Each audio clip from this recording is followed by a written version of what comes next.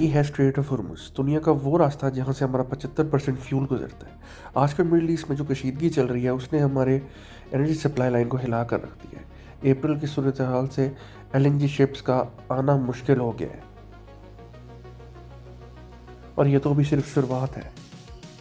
इसका नतीजा क्या होगा? कराची जैसे मेगा सिटीज़ अंधेरों में डूब गए हैं।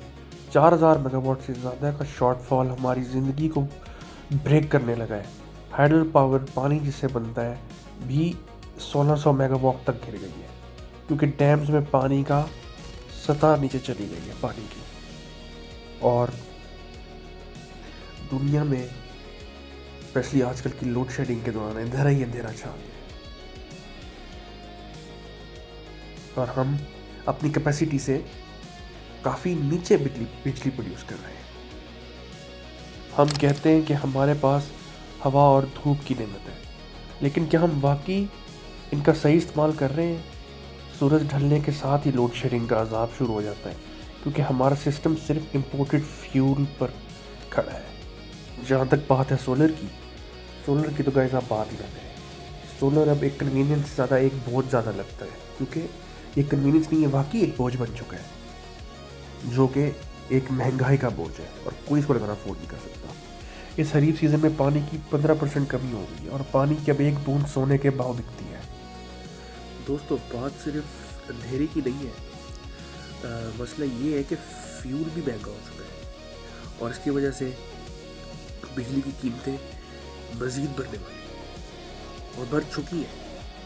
आपने पिछले कुछ हफ्तों में देखा है हुकूमत पीक रिलीफ स्ट्रेटेजी की बात कर रही है, लेकिन रियलिटी में ये लोड शेडिंग हमारी प्रोडक्टिविटी को ख़त्म कर रही है। और हाइड्रो पावर का एक और बड़ा मसला है। हमारे डैम्स तरबेला और बंगला में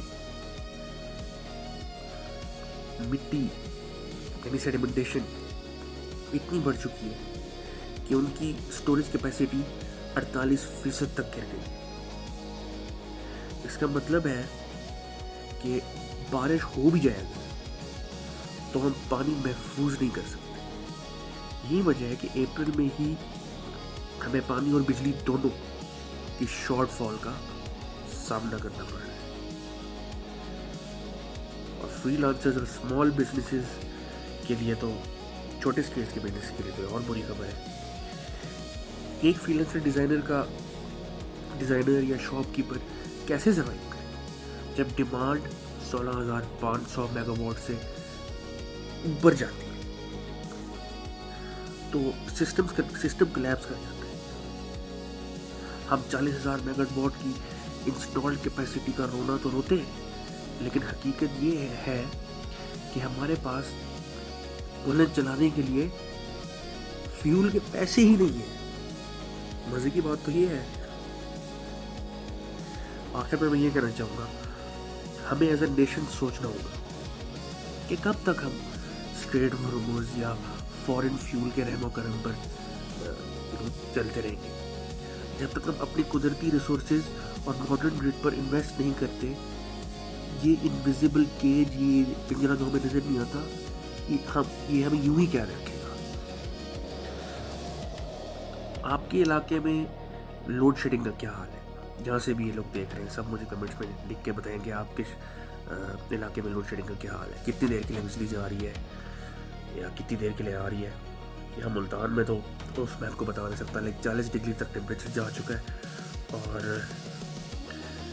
यहाँ कभी लाइट इंसान बन जाती है, कभी नहीं बनती। तो मैं तो ये सोच के हैरान हो रहा हूँ कि जब एसी चलना शुरू होंगे तब क्या हाल होगा। और वो लोग जो महंगे बिल नहीं अफोर्ड कर सकते तो वो क्या करेंगे? अमीर इस दुनिया में मजीद अमीर हो रहा है और गरीब तर हो रहा है। तो अपनी राय मुझे कमेंट्स में ज़रूर दीजिएगा, इसलिए मैं वीडियोस बनाता हूँ। उम्मीद है आपको इससे कुछ इन्फॉर्मेशन मिली होगी। तो अगली वीडियो के लिए मुझे इजाज़त दें। मिलूँगा आपसे किसी अच्छे और नए टॉपिक के साथ। सी यू।